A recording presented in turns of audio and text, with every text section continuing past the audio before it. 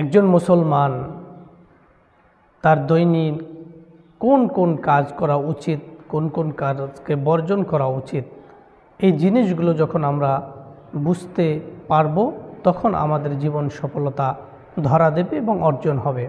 অন্যথায় আমি আসলাম গেলাম, কি আমার উদ্দেশ্য, কি কাজ করার কথা ছিল, কি করতেছি কোনো খবর নাই, যেমন মন চায় সেমন জিন্দেগি চালাচ্ছি, তাহলে দেখা যায় কি একটা সময় আমার হায়াতের জিন্দেগি ঠিকই শেষ হয়ে যাবে।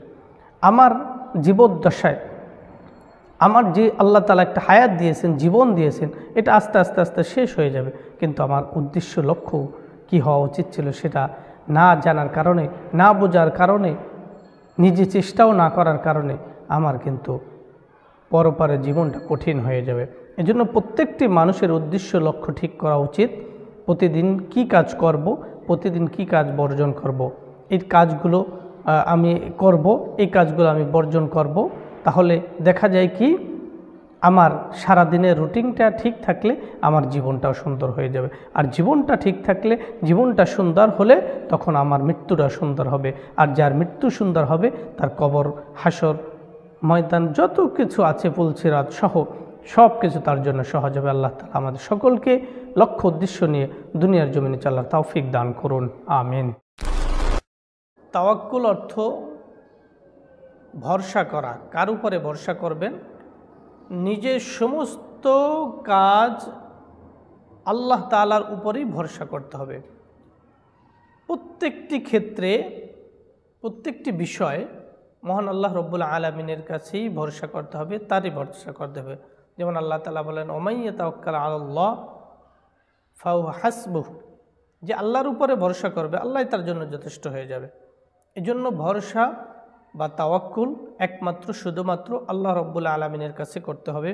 অন্য কারো ভরসায় আমি যাব, অন্য কারো ভরসা দিয়ে আমি এই কাজটা করব, এই কাজ শুরু করব, এটা নয়। আমি একমাত্র একনিষ্ঠভাবে আল্লাহর জন্য, আল্লাহর উপরে সমস্ত তাওয়াক্কুল, পূর্ণ আস্থা ভরসা রেখে কাজ শুরু করব। আল্লাহ তাআলা আমাদের সকলকে আল্লাহর উপরে ভরসা রেখে সমস্ত কাজকে করার তৌফিক দান করুন। এজন্য তাওয়াক্কুল একটি আরবি শব্দ, যার বাংলা অর্থ হলো ভরসা করা বা আস্থা ভাজন হওয়া। আমরা তো আসলে দুনিয়া নিয়ে ব্যস্ত থাকি। দুনিয়া তো দুনিয়ার গতিতে চলবে, আপনাকে আপনার গতিতে চলতে হবে। আপনি নতুন একটি বছর পেয়েছেন, মানে আল্লাহ তাআলা একটা নিয়ামত আপনি পেয়েছেন। এই নিয়ামতকে যথাযথ কদর করবেন কি দিয়ে? আল্লাহ তাআলা শুকরিয়া দিয়া, আল্লাহ তাআলা ইবাদত দিয়া, আল্লাহ তাআলা নামাজ কালাম দিয়ে। এখন এটাকে যদি আপনি নিজে জন্য আপনি পেয়েছেন, অথবা আপনি যদি মনেই না করেন যে আল্লাহ তাআলা আপনাকে একটা সুযোগ করে দিয়েছেন, এটাও যদি না মনে করেন, তখন আপনার শুকরিয়া বা নামাজ কালাম এগুলো কখনো করতে পারবেন না।